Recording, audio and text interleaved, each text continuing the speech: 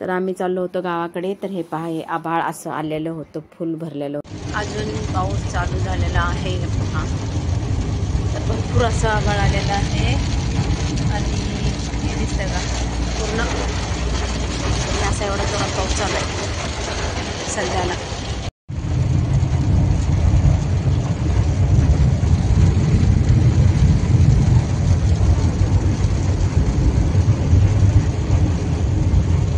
पाऊस आम्हाला रस्त्यात भेटायला लागला आहे, कारण पाऊस म्हणजे छत्रपती संभाजीनगरपासूनच लागलेला होता. तर थोड्या अंतरावर आलं की पाऊस थांबतो, थोड्या नंतर पाऊस सुरू होतो. आता गेवराईजवळ आलेलो आहोत, तर इथं पण पाऊस तसा जोरात चालू आहे. गेली का? अरे बापरे. हां, तर आता आम्ही बीडजवळ चाललेलो आहोत, तरी पाऊस असा जोरात चालू आहे सध्याला. म्हणजे आजचा दिवस पावसाचा आहे. तर आता आलेला घरी थकून आज असा एवढा पाऊस होता. आणि मामाच्या घरी नाव आणि लग्न असल्यामुळं आम्ही ते मग आम्ही बाहेरच थांबलो, कारण पावसाचं वातावरण होतं. त्याच्यामुळं आता आम्ही सध्याला आलेलो आहोत. उद्या लग्न आहे. आणि अथर्व आणि अवंतिका इथं कार्टून पाहत बसलेले होते आणि आम्हाला सकाळी श्री क्षेत्र एडशी रामलिंग देवस्थानाला जायचं होतं, त्याच्यामुळं आम्ही इथं थांबलेलो होतो. झोपा सकाळी लवकर इथे उठायचे, झोपा. तर आम्ही एडशी येथील दैवत श्री क्षेत्र रामलिंग येथे चाललेलो आहोत. तर इकडचा परिसर खूपच म्हणजे असा अभयारण्य आहे जवळच, त्याच्यामुळं जंगली प्राणी वगैरे भरपूर प्रमाणात इथं दिसतात. तर आता सध्या आम्ही चाललेलो आहोत. कालच्या पावसाने पडले वाटते, काही झाडं पडले त्यातले, पाहिलं का? म्हणून तिकडे ह्या साईडला पडले होते, त्या पाती पडले, हे बी पडले.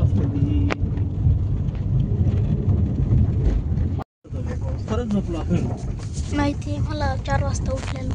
4 वाजता बघितलं खिडकीतून पाऊस चालू. आम्ही इथं आलेलो आहोत आता श्री क्षेत्र रामलिंगमध्ये. दीदी दाखव. आम्ही आता रामलिंगला आलेलो आहोत. मयूर समोर नको, पिल्लू नका, पिल्लू पहा, पिल्लू माकडाचं. त्याची मम्मी त्याला कशी घेऊन चालली पहा.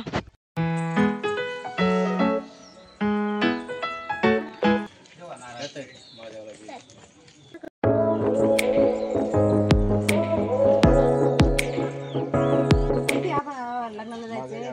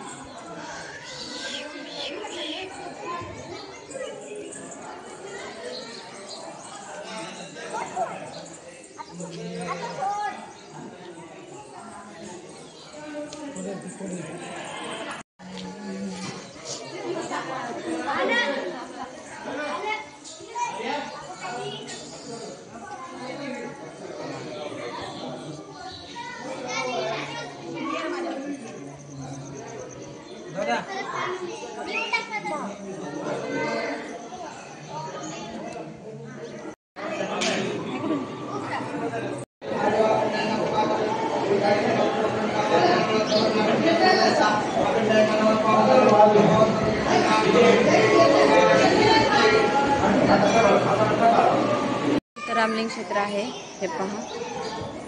इथे शिवलिंग आहे आणि हे जागृत देवस्थान आहे. देवस्थान एडशीचं, म्हणजेच आपल्या धाराशिव जिल्ह्यामध्ये येते. आणि हे पाहायचं एक निसर्गरम्य वातावरण आहे. पण आता सध्याला उन्हाळा असल्यामुळे इथं हिरवं असं दिसत नसेल तुम्हाला, पण का आता पावसाळ्यामध्ये हे असं पूर्ण सगळं हिरवं होते. तर कधी तुम्ही इकडे आलात धाराशिव जिल्ह्यामध्ये तर श्री क्षेत्र रामलिंगला भेट देऊ शकता. आणि मन इथं धबधबा पण असं म्हणजे निसर्गरम्य पण आहे आणि इथं शिवलिंग पण आहे आणि ते जागृत देवस्थान आहे.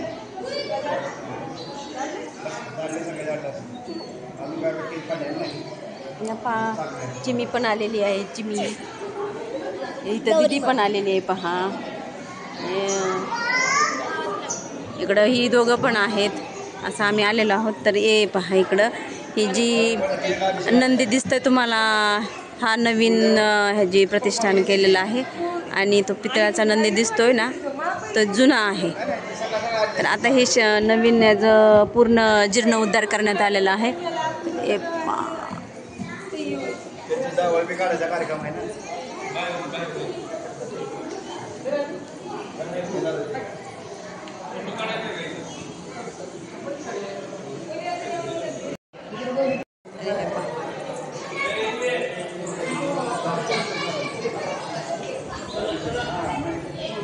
मंदिर आहे आता हे नवीन.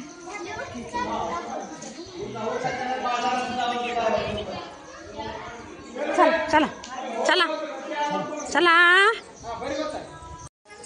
आता सध्याला आरती झालेली आहे आणि आरती घेऊन आम्ही निघलेलो आहोत.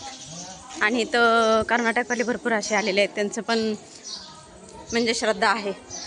म्हणजे प्रत्येक राज्यातले भाविक इथं येतात भक्तिभावाने. तर हे पहा,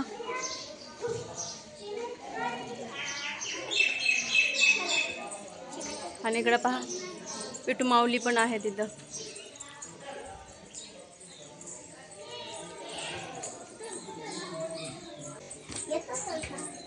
आता आम्ही आलेलो आहोत बाहेर.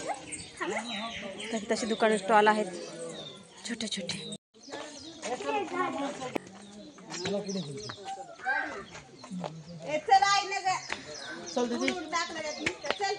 आलेलो आहोत आम्ही.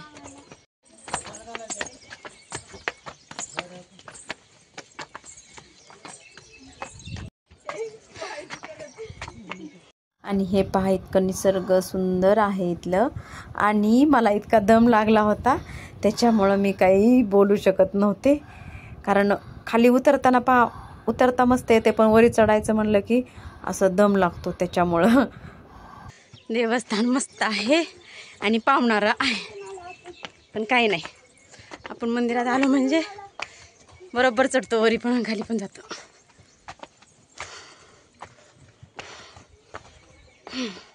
गौरी पण आमच्यासोबत आली होती.